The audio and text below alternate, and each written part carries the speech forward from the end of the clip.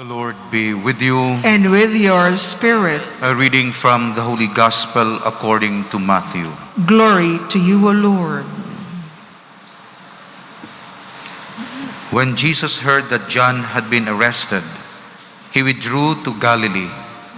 He left Nazareth and went to live in Capernaum by the sea, in the region of Zebulun and Naphtali, that what had been said through Isaiah the prophet might be fulfilled. Land of Zebulun and land of Naphtali, the way to the sea, beyond the Jordan, Galilee of the Gentiles. The people who sit in darkness have seen a great light. On those dwelling in a land overshadowed by death, light has arisen. From that time on, Jesus began to preach and say, "Repent, for the kingdom of heaven is at hand." He went around all of Galilee, teaching in their synagogues, proclaiming the gospel of the kingdom, and curing every disease and illness among the people. His fame spread to all of Syria, and they brought to him all who were sick with various diseases and racked with pain, those who were possessed, lunatics and paralytics. He cured them. And great crowds from Galilee, the Decapolis, Jerusalem and Judea, and from beyond the Jordan followed him. The Gospel of the Lord. Praise to you, Lord Jesus Christ.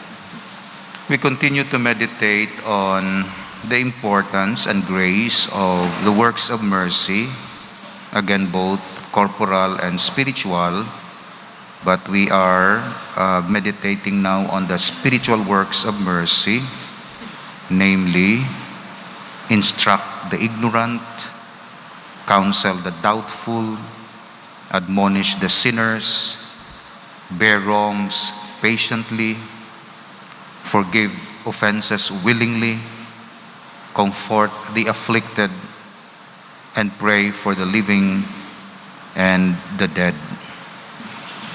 We now come to corporal, spiritual works of mercy, admonishing sinners.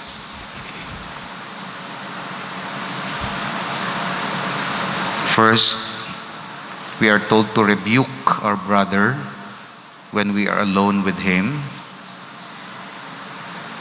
If he will not hear us, we must rebuke him in the presence of 2 or 3 brothers or witnesses. If that is useless, we are to tell his superiors. So it's the way the Lord Jesus gave us to admonish the sinners. Private first, then small group, then authority. We must admonish our neighbor with gentleness and charity. Diri ako kung kaisa nagaka-fail.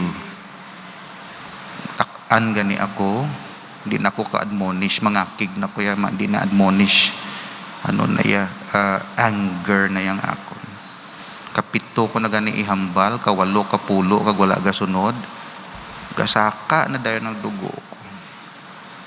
Na dumalipat na ko dayon sa mga proseso ni Jesus. Tawgon mo, amo mani, amo na. Dali ko matakan. Sa akon part, kung kaisa, wala ko nag-learn in a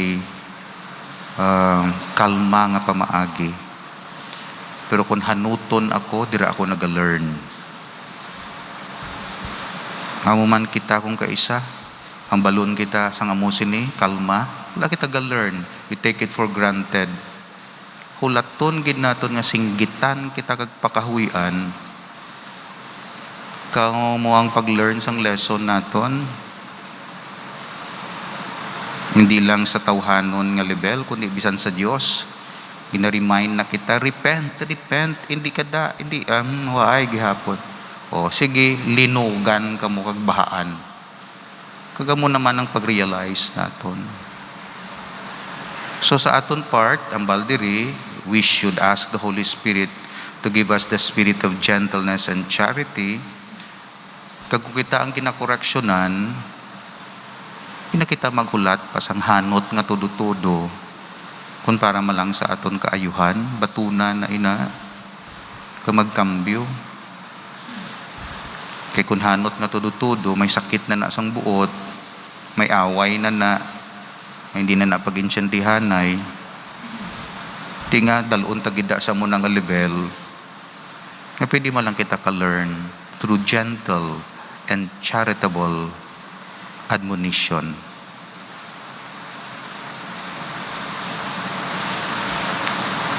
Ako, wala ko pangakig kun party sa akon self. Laway ka, suplado ka. Wala. Nabaton ko na ako nanoda. Pero kung party sa faith and morals, dira ako gariak. Hindi nga namin nga liturgy, gina-remind na ang choir, ang lay ministers, hindi gani akon, kundi iyas ang Diyos. Dira ako nagariak. Pero sa akon, laway mo sapatos, bahala ka dai mo. Bisan, pamuyayaw pa da. Buhay ko da. Pero kung it's about God and about the ministry, maging na-damage mo, maging na-take for granted mo, ang common activities and worship naton, hindi na yan. Gina-learn ko nga mangin quick sa appreciation, slow to anger, quick in gratefulness and appreciation. So dira ako nag-grow, nag-learn sa akon pagkapari. Bisan lawin ako sa pagkapari, nag-grow ako sa sinang spirit nga ina.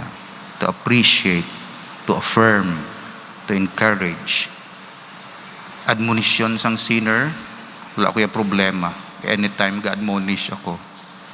Ang akong problema personally is mangin slow sa admonition, pero mangin quick sa appreciation. We bear wrongs patiently, isa pagid sa mga aton nga mga spiritual works of mercy. Spiritual works of mercy, kay I think ang problem today is not the lack of goods ng mga poverty ni, kundi lack of goodness. Ang poverty, para sa akon, sa aton yan, obserbaran ko, hindi nga kulang ang goods. Damo goods sa SM. Wala kulang pagkaon. Ang kulang, goodness.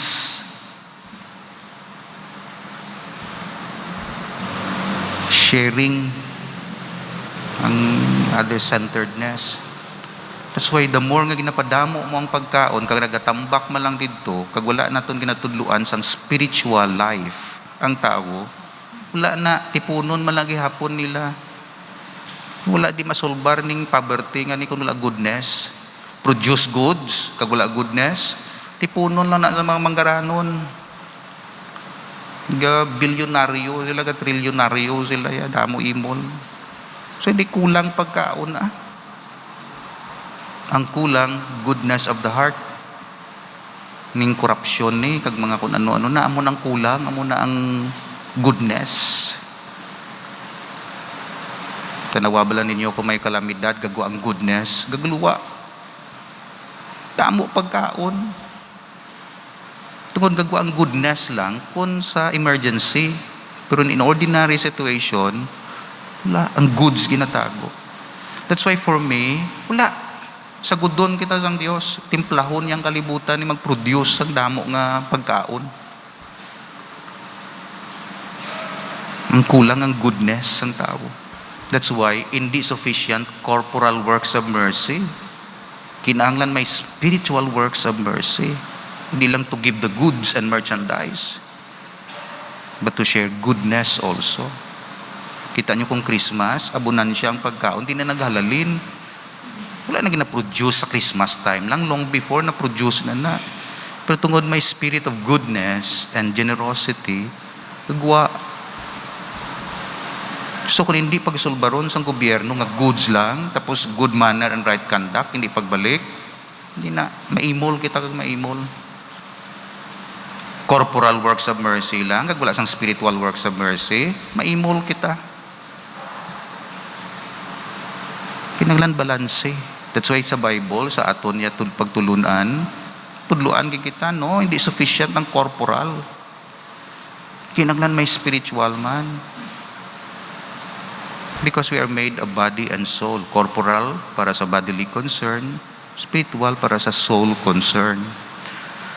So we continue, when we bear wrongs patiently, we benefit not only ourselves, but also our fellow man, and make it easier to bring him to a sense of his wrongdoing. So, hambal ni Saint Teresa, ang santa niya, not to justify oneself when one is blamed is meritorious. Pero ginbutang di sa katikism kung mga petty things lang. So, pasensyahi lang, basta petty things. Pero heinous crime, hindi na ya. Hindi mo na ya pagpasensyahon lang. Nabutang 3, when to bear the injustice in silence would be productive to evil rather than to good. Kinahanglan panindugan. So, hindi niya i-bear mo ang wrongs patiently. Kaya mo silence or non-response non-active response, nagapatubo sang evil, nagapasagsag sang structure. So hindi na ya bear wrongs patiently. Ang nabutang diri mga petty lang nga mga wrongs, pero mga kapital nga mga wrongs kinahanglan i-correct gid. Kay kung silence ang imong response, bear wrongs patiently, gina-allow mong evil to thrive. Slight affronts should not be heeded. Baliwala lang kay slight man lang. But one ought not to allow a heinous crime to be falsely laid to one's charge. So ang heinous crime, ang capital sins, hindi na yan na-belong sa you bear it patiently. Kinanglan may puwersa ka man, o legal, o kung ano dira nga gamiton mo man para mapastop. So na it makes sense ang aton katikesis. Hindi na yan, ti maantos lang kamo nga ginasimo-simo kamo. Kung petty. Pero kung mga kapital iyang manindugan kay imo yan, simbahan mo na may mga rally kag mga na. Di mo lang pagpasensyahon niya nagpamatay to sang 3,000 ka tao, pasensyahon, bear wrong patiently, hindi na pwede. Of course, maging prudent man. So, hindi niya nambal nga tanan nga mga wrongs pasensyahon mo lang. Kundi ang mga wrongs nga mga may gagmay nga di pag-allow mag-disturb sa imo peace. Nabutang diri, by forgiving offenses willingly is meant that we do not seek to avenge ourselves and those who offend against us, but treat them kindly and are ready to confer upon them any benefit within our power. So, Father, paano ko mabalaan na forgive ko siya? Tell me.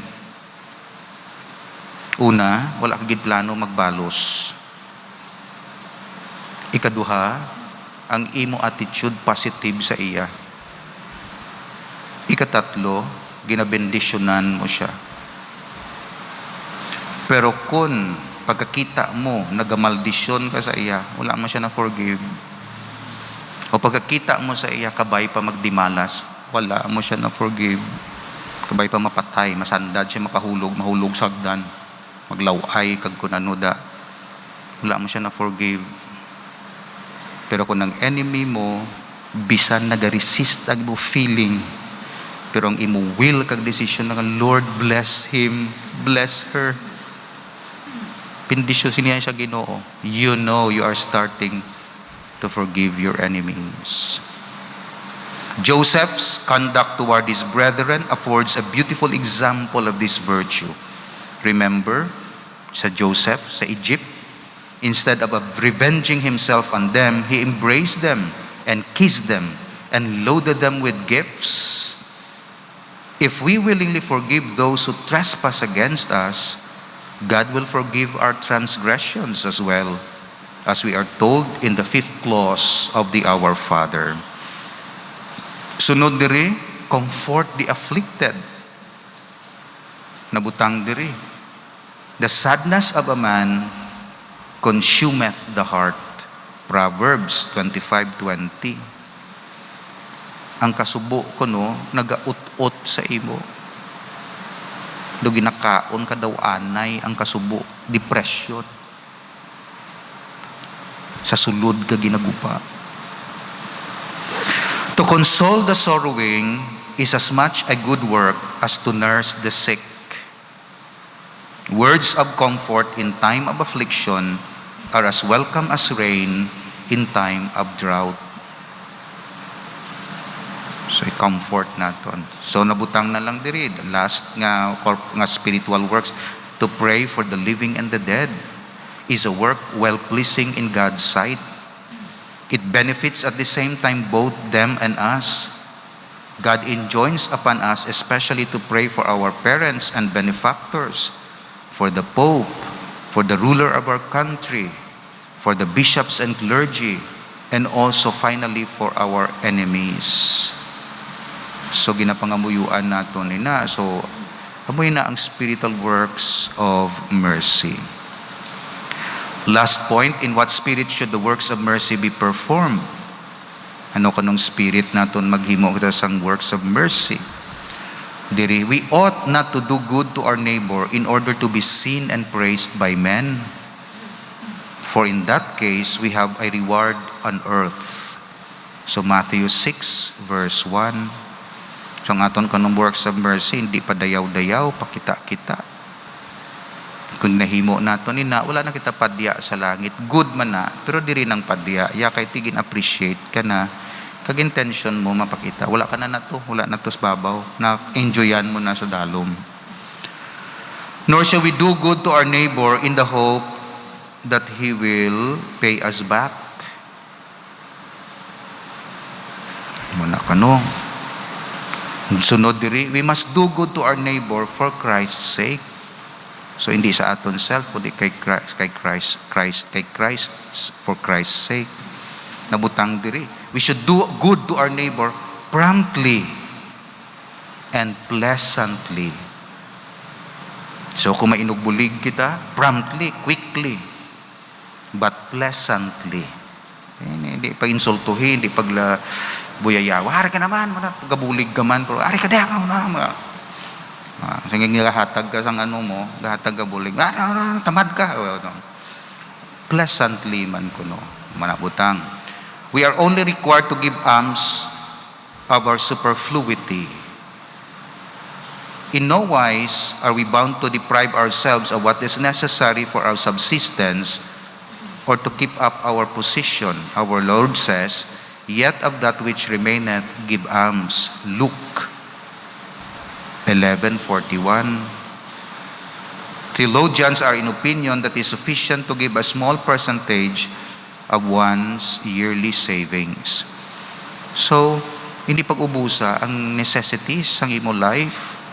Busong baligya may mo punong kag ano da kay mahatag hindi ipadamo lang ang ano mo ang isda mo da kag i-share hindi lang pag anong kapital da unwise na ya hindi na yan nami. May mga tao kaysa nga tapos seminar Diyos ko na namidapuan sila kung sa ano nga espiritu pinamaligya nila ilaya punong do nag-convert gid sila only to realize ay sala galito nga decision sala gid na emotional decision kag ubuson mo ya imo ya bugas da tapos hatag mo to sa ano wala hindi na diriya sa Dios iya tanan nga substance mo hatag pero sa tawo iya ang nabutang diri ang hindi matandog ang imo stable sustenance. So hindi ka mo maglain ng buot ninyo, mag-guilty ka mo nga, wala ko to siya nabuligan. Ang question, may ara ka ba lang inugbulig? Kung may ara ka inugbulig, obligado ka. Pero kung ang inugbulig mo, gamiton mo ba sa sunod nga adlaw sa tuition sang bata mo kag sa kuryente kag ano. Hindi na yan pagbulig. Unaha anay ang imo obligasyon kagamo ang paghatag sina sa iban. Di mangin mapisan ka para damo ihatag mo. Fifth, we must only give alms out of what is our own and only give to those who are really poor and who are unable to work. So, ang imo alms kuno, ang imo pinangabudlayan, hindi mo to pagkawaton sa iban, kag mag-appear nga ikaw yan naghahatag. Hindi man na imo. Halin man to ya sa tao na. Hindi na ya. Wala, itago mong imo, tapos pangayuan mo ang tao, tapos ang tao to, tapos ikaw nag-appear nga ikaw nag-give alms. No? Ang principle, moral principle na butang, we must only give alms out of what is our own. Hindi na yung alms siya nga patigayon mo lang. Siya to yung naghatag alms, ikaw yung managpatigayon lang. Ang tutuod yung alms, imo, kay hatag mo. And only give to those who are really poor and who are unable to work. So, mangin prudent, discerning man. Tagaan mo karon ng alms ng mga manggaranon to, ti ano bito. Hindi discerning. Ti kadamo sila, i-discern mo. That's why poorest of the poor. Kaya ti gusto mo man tagaan tanan, pero kulang imo resources, ti schedule mo poorest of the poor. And lastly, in giving alms, preference should be shown to our relatives, our fellow Catholics, and those who are in greatest need. So hindi ni exclusivism kay ang term nga gingamit diri preference. Kay nga wala ka man sang tanto nga resources. Tungod limited imo resources, poorest of the poor, imo relatives anay, dependents mo, unaha anay na kay poor man na sila, unaha sila. And then pasunod. Kanami sini may guide kita. So hindi ka makonsensya. Father, wala ko to kahatag sa pura. Natuman mo na yung obligasyon. Tama na. Ang laway, generous ka to sa iban, bata mo ya, pabayaan mo. Damo tong Christmas gifts mo sa iban, tapos ginapamantener mo yung bata. Di sala na, di rin nabutang, di ka mo magkatahak, unahaan na mo relatives. Catholics, butang Catholics, hindi exclusivism. Kaya may pinanglanon man sa Katoliko mo, yatag mo to kuran sa iban to evangelize, anti-Catholic. Yatag mo di sa imo, kay kamuni ang imo religion. And then, ang poorest of the poor. Pangayoon naton sa Dios, dugangan niyang resources naton, matuman ta aton obligasyon sa aton pamilya, relatives, dependents naton. Damuon niya, pisan kita, abtik kita, maabilidad kita, para ma-invest naton, para ma-share man kita sa mas nagakinahanglan.